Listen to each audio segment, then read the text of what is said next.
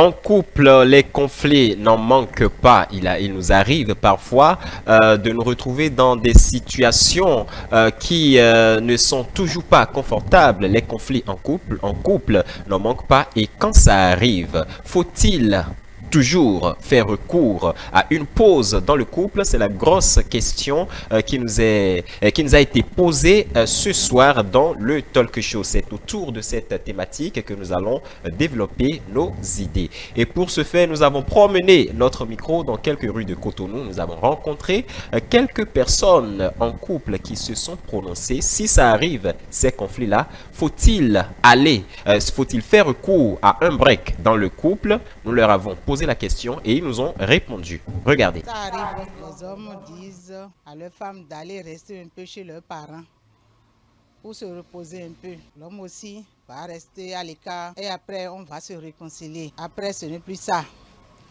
La femme trouve un autre mari et abandonne son mari et ses enfants. Si on marque une pause, ça c'est une opportunité à la femme parce que nous les hommes, nous avons l'habitude, si on vient à la maison voir notre femme, c'est là qu'on sache que nous avons de femmes.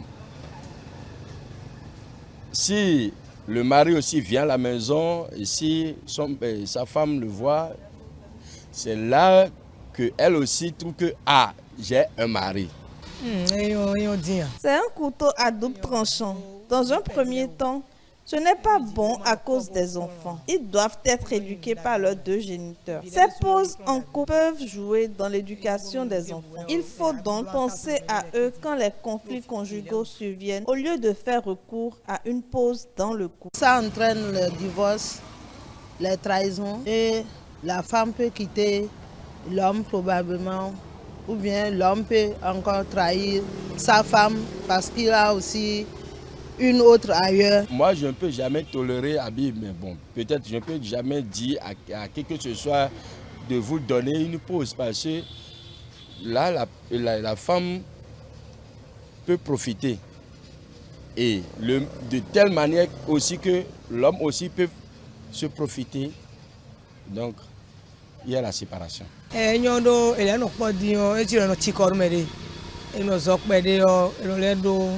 De l'autre côté, c'est une bonne idée. Ça permet d'évaluer l'utilité de l'autre et même le degré d'amour. C'est pendant ces périodes qu'on se rend compte de l'importance de son conjoint.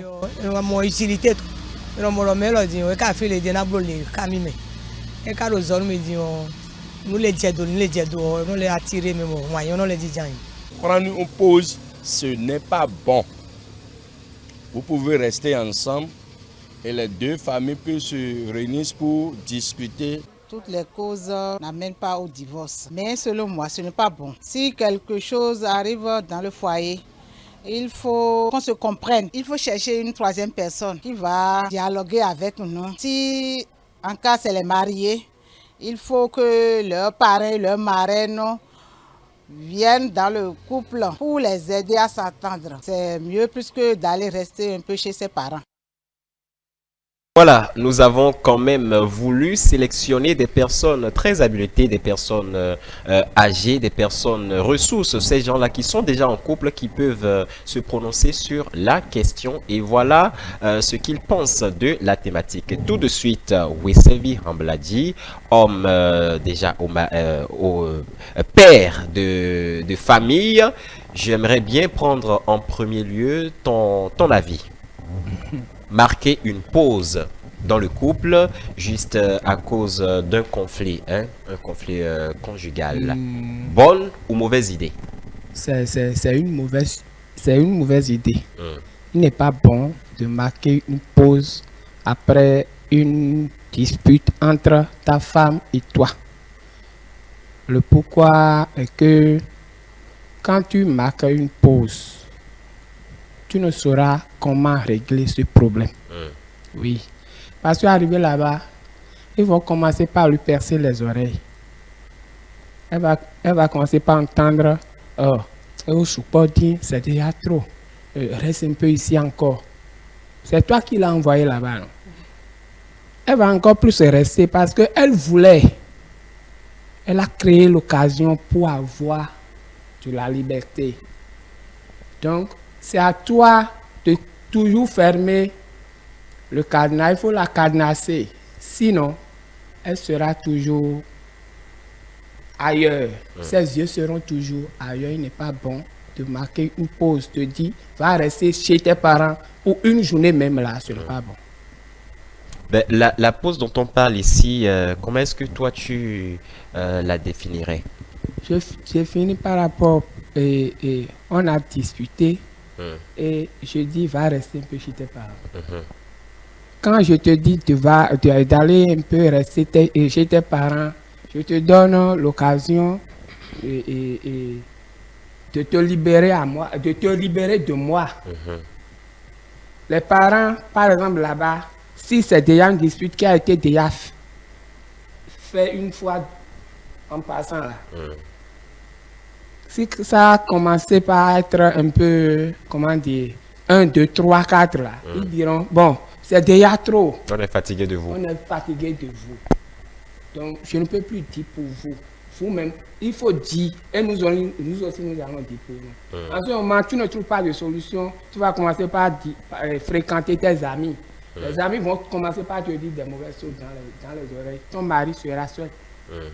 C'est pas sûr que tu reviendras au foyer. Si tu n'es pas une femme au foyer. Voilà. D'accord. Achille, selon toi, est-ce que toutes les pauses de couple, lorsqu'il y a un conflit, amènent vers le divorce, la rupture? Parce qu'il a dit, ce n'est pas bien de le faire pour lui, c'est non. Est-ce que toutes les pauses en couple sont mauvaises? Je suis déjà mitigé. D'abord, moi, j'aimerais clarifier quelque chose, en tout cas, de mon point de vue. Hein. D'abord, si on doit parler de break, moi je pense que le break n'est pas nécessaire pour un couple qui est déjà, c'est-à-dire un couple marié, par exemple. Ils sont déjà mariés à l'église, ils sont déjà à l'église légalement aussi. Moi je pense que le break n'est pas pour eux. Là, on ne peut pas parler de break. Là, c'est plutôt le pardon. D'ailleurs, c'est quand même bizarre. Dans ce divorce tout à l'heure, le morceau de réconciliation de Alex Cool l'illustre parfaitement. Là, il faut dialoguer. Là, c'est un dialogue qu'il faut faire et se comprendre. Si possible, faire appel aux parents, comme il a souligné tout à l'heure, faire appel aux parents, discuter et régler ce problème-là. Mais on peut parler de break quand c'est un couple qui est en marche vers le mariage. Là, on peut faire un break. Parce que, vous voyez, des fois, il faut se séparer pour voir la quantité de l'amour que le degré d'amour que l'on a à l'envers de l'autre. Vous voyez, dans un couple, bon, des deux parties, peut-être qu'il y a quelqu'un, c'est parce que, peut-être, je dis ça comme ça, que tu as l'argent, mais que tu es financièrement au point, qu'il ou elle est avec toi. Donc, il suffit de cette séparation seulement, et cette personne-là te lâche, ou bien le break peut survenir par exemple à un moment où ça ne va plus dans le couple, c'est-à-dire par exemple l'homme a perdu peut-être son boulot, et doit se relancer dans la vie.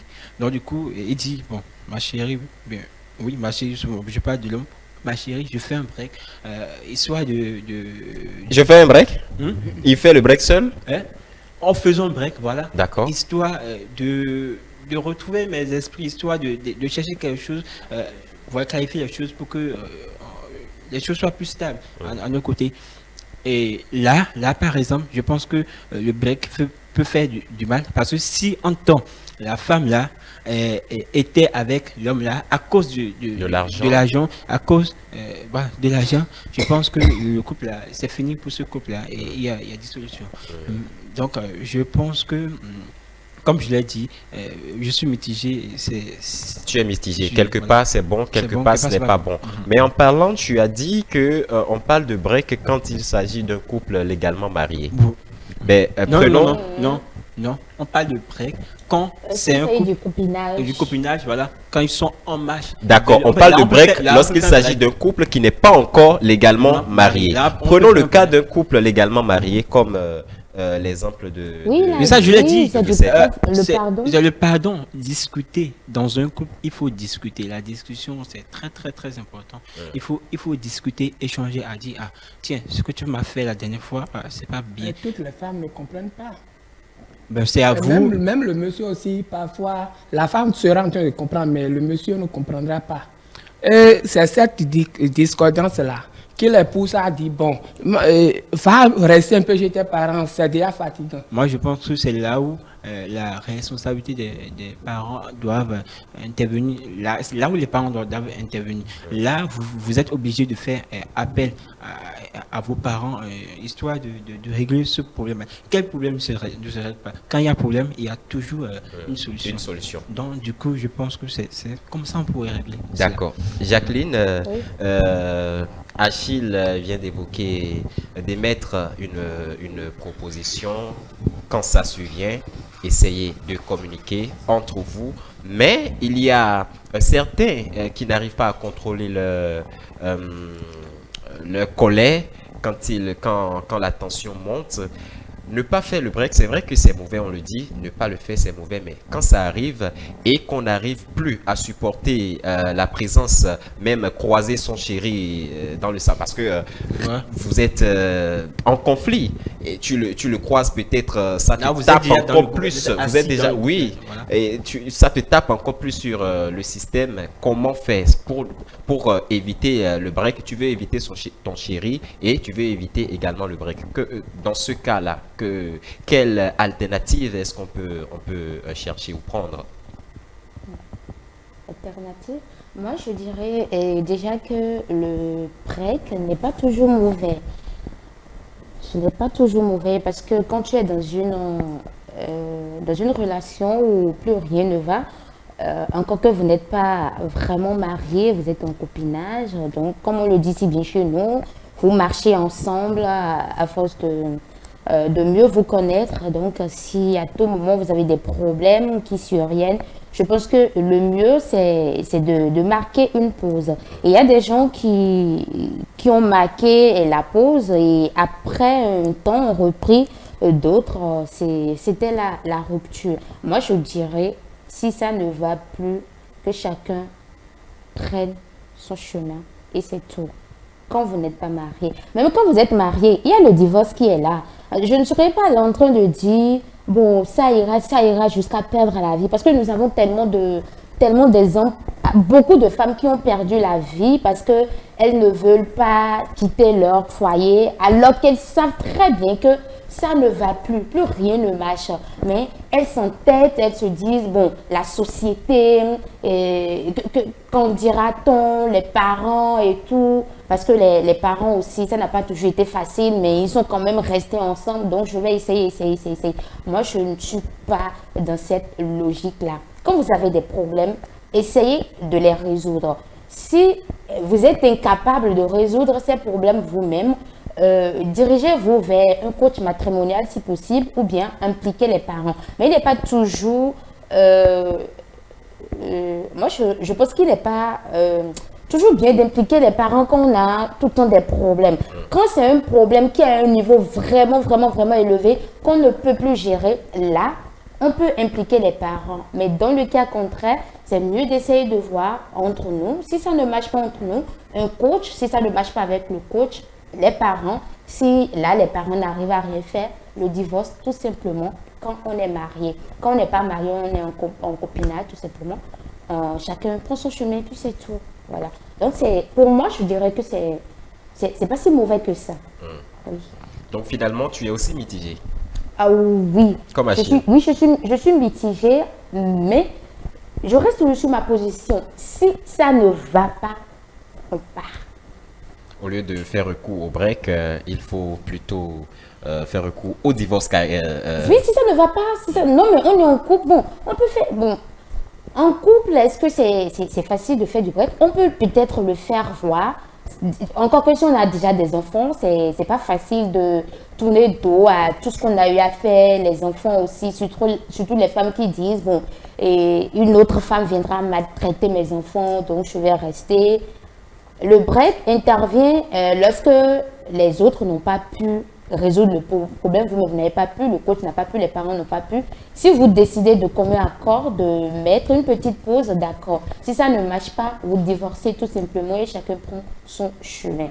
Je ne suis pas trop pour le divorce, mais parfois ça s'impose à l'homme.